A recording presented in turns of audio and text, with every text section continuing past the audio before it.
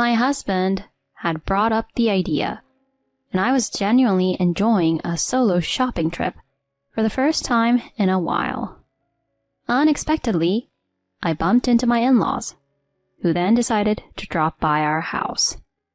They don't live close, so they were thrilled about the chance to see our daughter. On our way home, we excitedly shared photos of her. When I got back home sooner than anticipated, only my daughter was there. "I'm home." "Hold on, where's—" I had expected my husband to be home too, but he was nowhere to be found. Mandy was clueless about his whereabouts. Seriously? He left her by herself? This didn't add up. Nervous, I quickly called him. Shockingly, he flat out lied to me. "Right now, I'm at my parents' house with our daughter." In that split second, I decided. I was about to show my dishonest husband what trouble really looked like. My name's Rachel, 34 years old. In college, I majored in architecture, and now I'm employed at an architecture firm. Having a top-tier architect license means I earn a bit more than many others. This has led to a consistent increase in my annual income, likely surpassing many people around the same age. While I truly adore my profession, there's another motivator: my beloved family. At the moment, I live with my husband, Scott, and our daughter, Mandy. I met Scott 7 years ago, became pregnant shortly after our wedding 5 years ago, and welcomed our daughter the next year.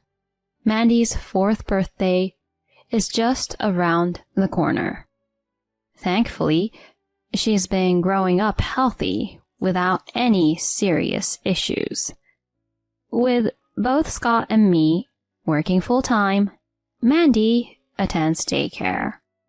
From what her teacher mentions, she's befriended many kids and seems to be doing great socially. I go the extra mile in my job for the sake of my wonderful daughter and husband. On the other hand, Scott's job is at a manufacturing plant.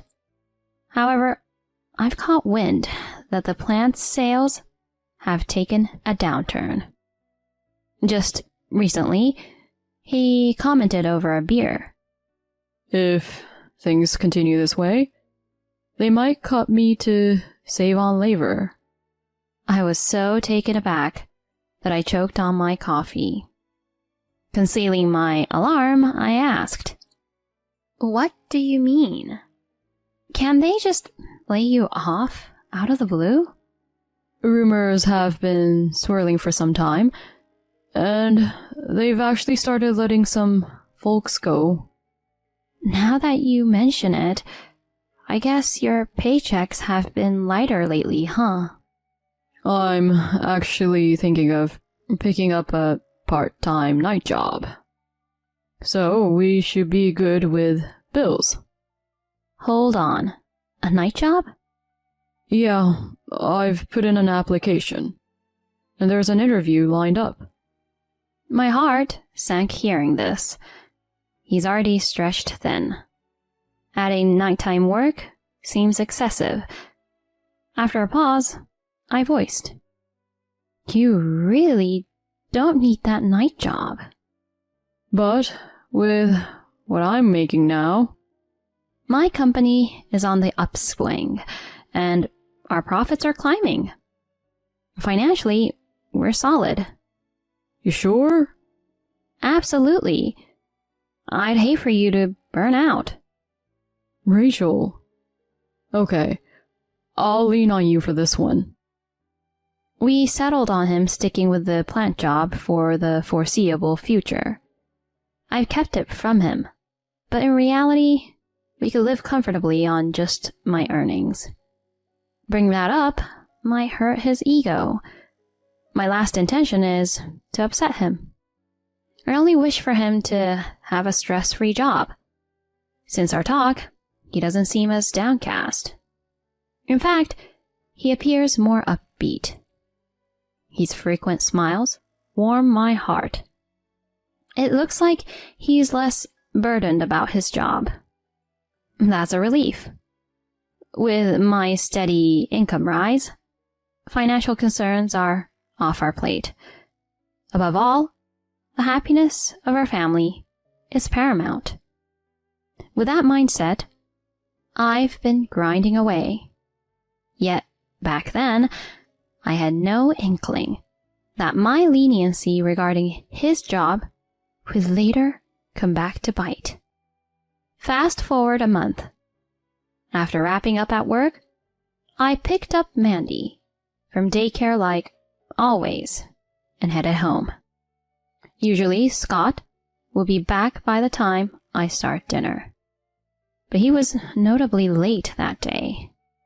Over dinner, Mandy wondered aloud. "Mom, why is Dad taking so long?" "I don't know," I answered, glancing at my phone. No texts from him. Post-dinner, I tried to call him, but all I got was the endless tone of an unanswered call. This was a first for us, so I couldn't help but fear the worst. He didn't have an accident, did he? But if something like that happened, surely someone would have reached out. Everything has to be all right. After tucking my daughter in, I chose to wait up for him. Around 11 p.m., I finally heard the front door. Racing to greet him, he looked taken aback. "You're still up?" His nonchalance irked me, prompting me to voice my frustration. "What do you mean, still up?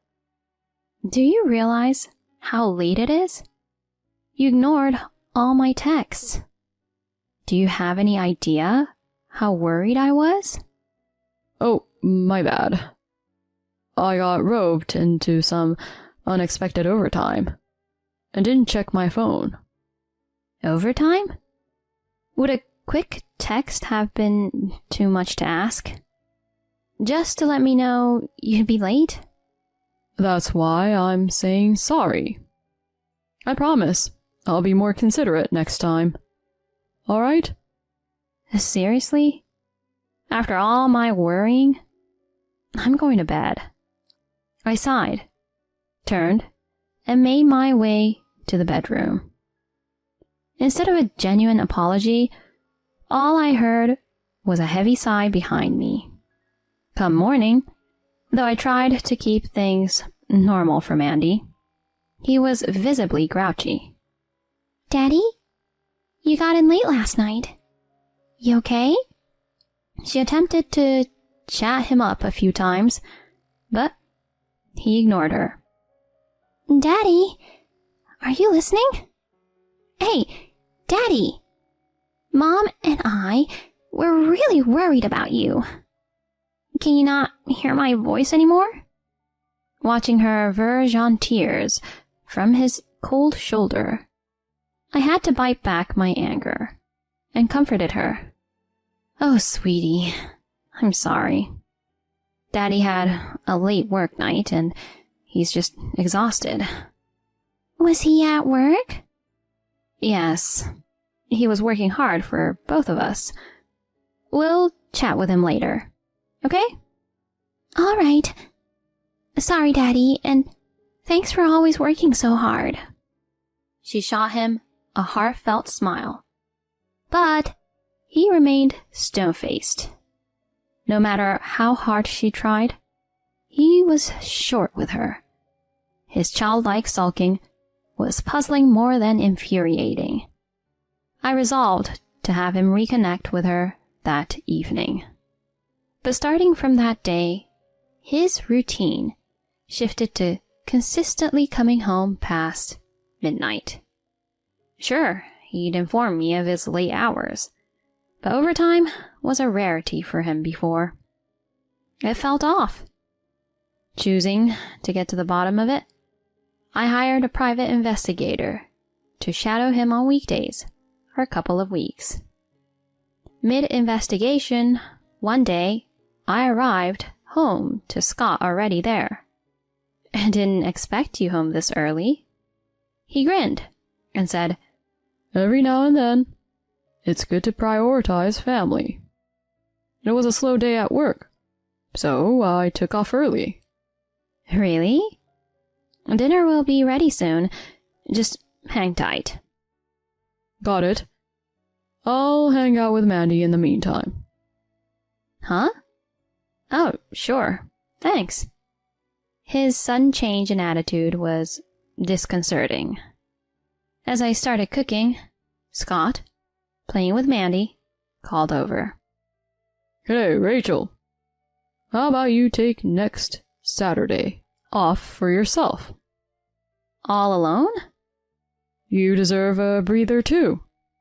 You've shouldered all the household responsibilities.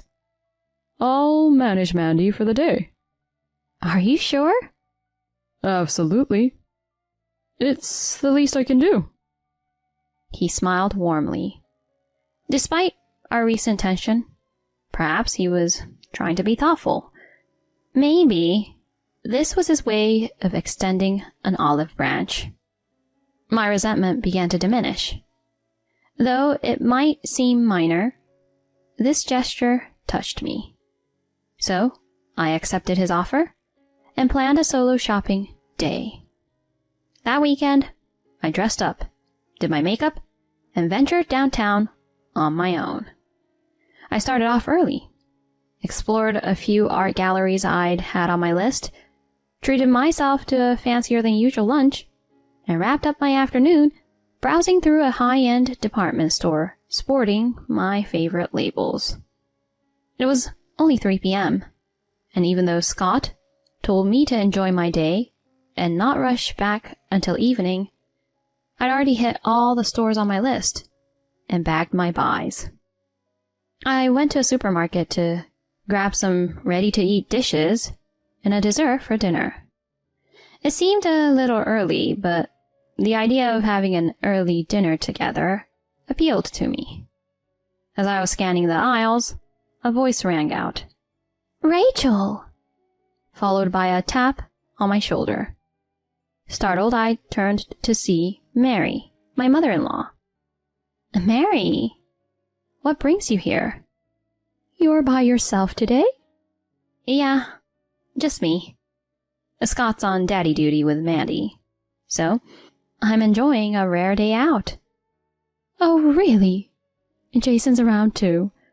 How about we catch up over some tea? Sounds perfect.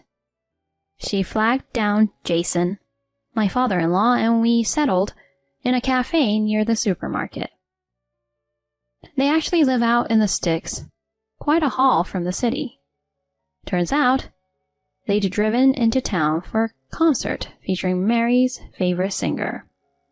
It had been a hot minute since we last caught up, so our conversation flowed easily. At some point, Jason remarked, I've been missing Mandy so much. Picking up on that cue, I proposed. Hey Mary, Jason, how about swinging by our place today? Now? You sure? Totally. Scott's around and I've got tomorrow off since it's Sunday. If you guys are up for it. That sounds wonderful. We've really been missing time with Mandy. She'll be over the moon to see you two. Please, do come over. We then prepped to head out a tad early, and they even pitched in, picking up a bunch of dishes and desserts. On the train ride home, we gushed over recent snaps of Mandy, and soon enough, we were back. But something was off. Only Mandy was home. I'm home. Hold on. Where's... I had expected Scott to be home too, but he was nowhere to be found. Mandy was clueless about his whereabouts. Seriously? He left her by herself? This didn't add up. What's he up to? Mary whispered, a touch of worry in her voice. I didn't waste a second and called Scott. When he answered with a breezy, "Hello?" I switched to speaker mode so Mary and Jason could listen in. Trying to keep my composure, I asked, "Where are you right now?" "Now? I'm at my folks' house with Mandy." "Your folks?" "Yup. Thought you were gonna be out late, so I figured I'd let them hang with Mandy. It's been a while." I shot a glance toward Mary and Jason, who were clearly thrown off. I mean, anyone would get that this story didn't add up. Right then, it hit me. Scott was betraying me, our family, and he was going to pay for it. After hanging up, I left Mandy with Mary and Jason and made a beeline to the PI agency I'd hired earlier. I laid out the whole story and they handed over their findings. Just as I'd feared, Scott was seeing someone else. All his working late stories, all made up. Even worse, he'd lost his job and was blowing through his severance on daytime rendezvous. No doubt he's with her right this moment. As soon as his affair was confirmed, all my love for him evaporated. It wasn't long before I was dead set on a divorce. This was all so out of the blue. I'd sensed something was off, but cheating? And to think he left our little girl all alone at home for this fling? Unthinkable. Once I got home, I told everything to Mary and Jason. Both my in-laws and I were taken aback, and yeah, we were mad. Hours went by as we sat there, waiting for Scott to waltz through the door, with my in-laws right there with me for support. I rang up my sister, who lives just around the corner, to come get Mandy and watch her for the night. Then, a little after 7 p.m., in walked Scott. "I'm back." He strolled into the living room like it was any other day, but the three of us stared him down hard. "What the?" He went from casual to ghost white in a split second. Caught red-handed, he scrambled for an explanation. "Look, Rachel, this isn't what it looks like. I was just shopping." Shopping? Didn't you say you were with your folks? Funny thing, I bumped into them at the supermarket and rode home with them. "Well, actually..." And let's not forget how you left Mandy, our little girl, all alone. Also, you could sneak around with your mistress? My voice rising, I threw down the photos I'd gotten from the PI. He went mute, face drained of all color. With a stern voice, I snapped. Using your own parents as your alibi? Abandoning Mandy to be with her? You're lower than low. "Please, I swear it won't happen again. Just give me another chance." Another chance? Buddy, you were done the minute you pulled this stunt. There's no coming back from this. And trust me, you'll pay for what you've done. As I laid into him, my in-laws took charge, grabbing him by the arm and hustling him out. He tried to yell something, but they weren't having it, and carted him off to their place. Later, I lawyered up, filed for divorce, and went after him for alimony. With the proof I had, and my in-laws backing me up, the divorce wrapped up quick. He coughed up alimony, and now pays child support monthly. And with my in-laws keeping tabs, I doubt he'll miss a payment. From what Mary's told me, he's now bouncing between odd jobs and trying to land steady work. Frankly, I hope he's got it tough with them watching his every move. As for me and Mandy, we started fresh. I kept it simple when I told her we'd be on our own from now on, and she got it. She didn't need a lot of words. Even for her age, she's wise beyond her years. It stings, knowing she's had to deal with all this, but I'm just so thankful. She's rolled with the punches. Our new normal might come with its own set of challenges, but I'm determined to stay strong with Mandy by my side and never second guess my choice.